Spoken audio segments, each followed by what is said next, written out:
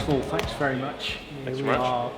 This is Hayden Rally Sport Motorsport Centre, Highlands Motorsport Park.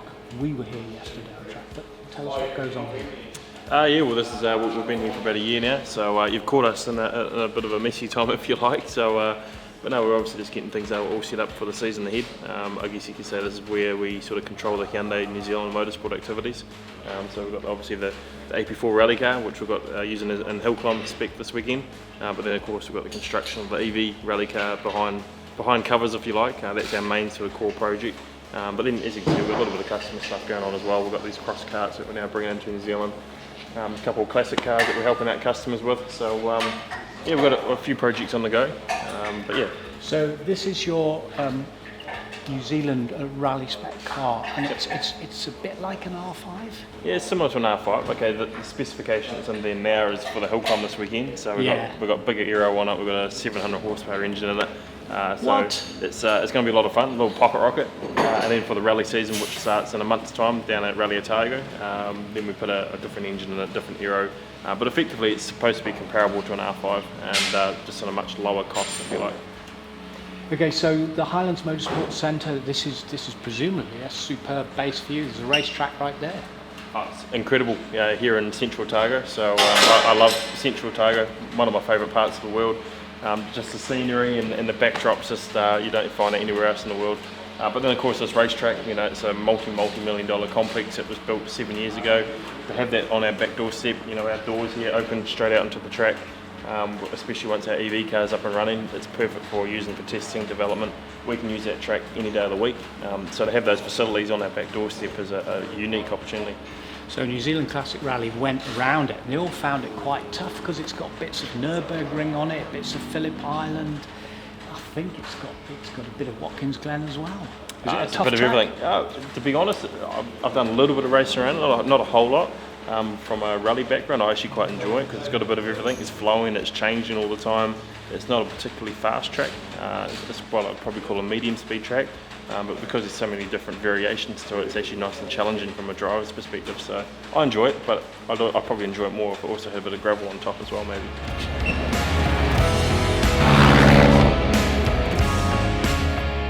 Hayden, so this is the centre of your own motorsport company, but you're running your first event this weekend. A few nerves about this, and tell us what it's about.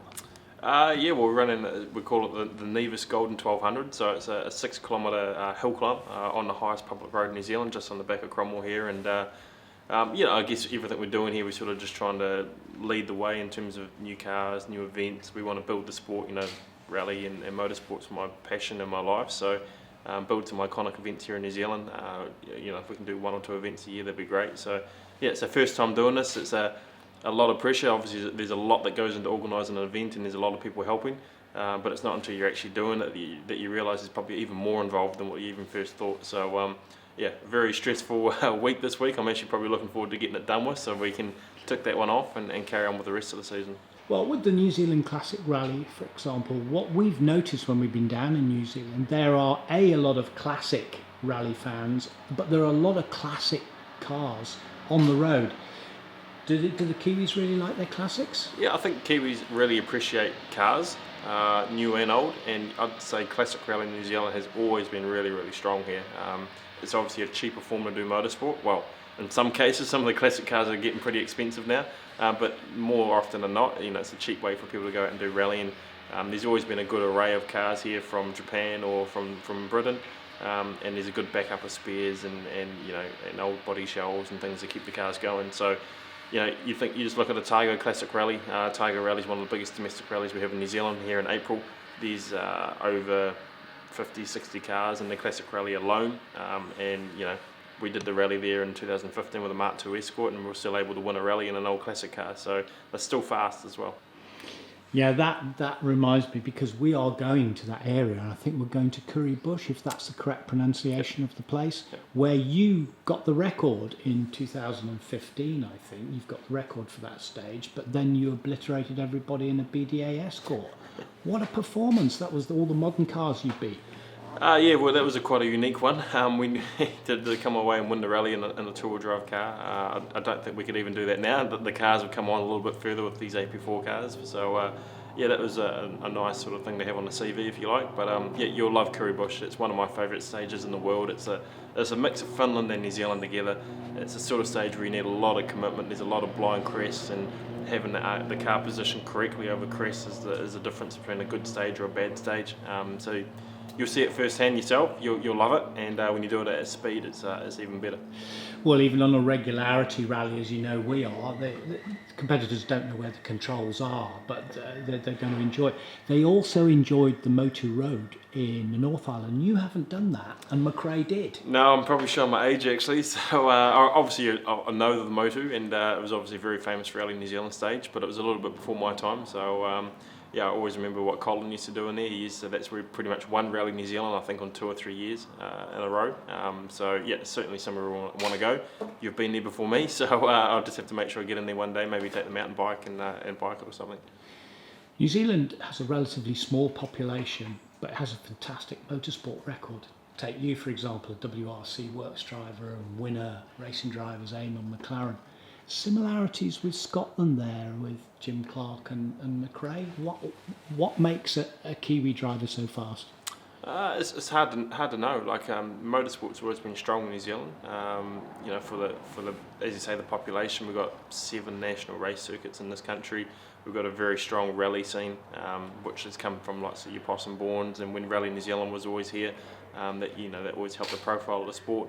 I think when you're down the side of the world and you're away from everything else, I think the general demeanour is that you learn to fight for stuff, and you learn to work maybe a little bit harder than other people, where you have to make opportunities happen and you have to make things work. So, and I think that fight and that fire within is then what allows you to maybe perhaps drive and perform a little bit better. So, you know, that's the only thing I can sort of put it down for, is that, you know, it's always harder for us down here, but you know, the ones that can find a way to get through into that scene in Europe or wherever it may be, with the hard work you've got done before you, that makes you just drive that little bit harder.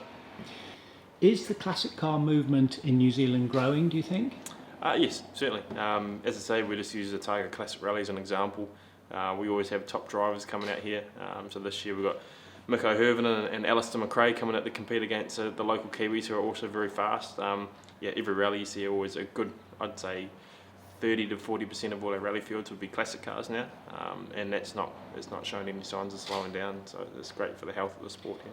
But as I say, Kiwis appreciate good cars as well, and you know, often on Sundays you'll see all the Sunday driver cars come out, and like a couple of minis here, you know, I love getting them out on a Sunday and things, but because they are becoming a little bit more rare, you want to sort of look after them and tuck them away a little bit as well. So that's probably becoming more of a factor as well.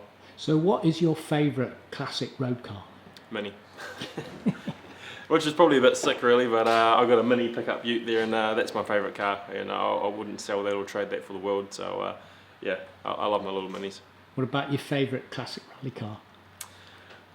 It'd probably have to be the Mark II Escort, simply because we had good success in it, and just so much fun to drive those things. You know, for how old they are, they're just a dream to drive. It's like a jet boat. You drive it on the throttle, you're looking out the side windows, they're very predictable, they've got good power, still lightweight, nimble. You know, to think what they were like back in the 70s and 80s must have been phenomenal. Hayden, just turn to the WRC now. Looking at it from here, from NZ and the start of the season, your colleagues at Hyundai, you're a Hyundai driver yourself, they bolstered the team with Tanak against Ogier and Evans, who's doing so well, and they're about to go off to Mexico. What are your thoughts on WRC at the moment? It's obviously still very competitive at the front of the field there, and it's great to see Alvin there up in the mix. It sort of makes it into a 4-horse race rather than a 3, which is always great. So yeah, I think in that respect the sport's doing really well. We've got 4 guys that can be winning rallies or championships, so that's always interesting. More this, you know, rather than in the past we've had 1. And I think in terms of the general health of the sport, it's maybe not going in the best direction right now. It's really difficult times at the moment globally for manufacturers, for sports, for federations. You know, things are changing very quickly. You know, the whole development of hybrid and EV technology is catching the whole industry by surprise, and rally's not really gone anywhere with it yet, which you know, I'm a little bit worried that it might get left behind. So I think things have got to happen very quickly in that regards. We need more manufacturers the sport needs to be more financially viable. You know, the amount of investment that's needed for these top WRC teams now is just horrendous. You know, it doesn't encourage new manufacturers to come in. And, you know, any sport at the top level in terms of motorsport needs manufacturer involvement. So I think needs to go back to the drawing board a little bit and get those manufacturers back in, get more seats, more opportunities. There's 8 or 9 seats here now available at the top end of our sport, and this is not a lot. There's not many sports in the world where you've only got 8 or 9 opportunities to be at the top level. So I think it needs a little bit of a restructure, a little bit of a rethink, and I'm sure there's a lot of people working behind the scenes on that within the promoter and the FIA, but things are going to have to happen very quickly. But you're working behind the scenes with Hyundai on an Eevee project, so that's well, good news, isn't it? Yeah, but that's part of my idea. Is not necessarily targeted towards WRC. We're just trying to find motorsport solutions. There's a lot of people to say that Eevee won't work in a rally environment, and we think we can make it work, so that's what we're doing, to showcase that the technology can work. And it's not just for us, it's for the sport, to show to the sport, to other people, to supporters, to say, hey, look, the sport can move with the times, it can be current. You know, motorsport needs to be the cutting edge of technology, not the other way around. So we're just trying to get ahead of the game again and show what our team from here can do. We're doing 80% of this car ourselves in the house here with a group of 10 people. So it's a big project, and yeah, we look forward to getting it out in the stages. Now you yourself, you were a world production rally car champion, you know, a winner in WRC, but yet you're still young. You're only in your early 30s. Geez. I wish I felt young. For a rally driver, and on the experience that you gain, you have to look at Lafleur and Meek, you know, coming into their 40s, and you know, okay, they've gone now, but another comeback for Hayden Paddon? We haven't given up yet. Simply for the fact that I still feel like I've got something to give. If I was at the other end of my career and felt like my driving was tapering off, then you'd say, okay, yeah, it's my time. But I don't. You know, we had a bad year in 17, which everyone goes through, and then, you know, our year in 18 wasn't so bad, and then we missed out due to politics in 19. So I feel like I'm still in a good place here in New Zealand with our own cars. You know, we're getting faster, we're beating times every year to what we did the previous year. So I don't feel like I'm getting slower, and I've got some unfinished business. So yeah, we're still working on some things with, you know, mainly through Hyundai New Zealand and obviously with the brand globally, try and find some opportunities. You know, the days of a full championship are probably gone, but we want to be back in there doing some rallies and at least try and be near the front again. And maybe further down the line, you'll try a classic regularity rally. Well, you never know. I'll never rule anything out. I love driving, so as I say, it sounds like you've got a mini shortage, so I'll come and fill that void.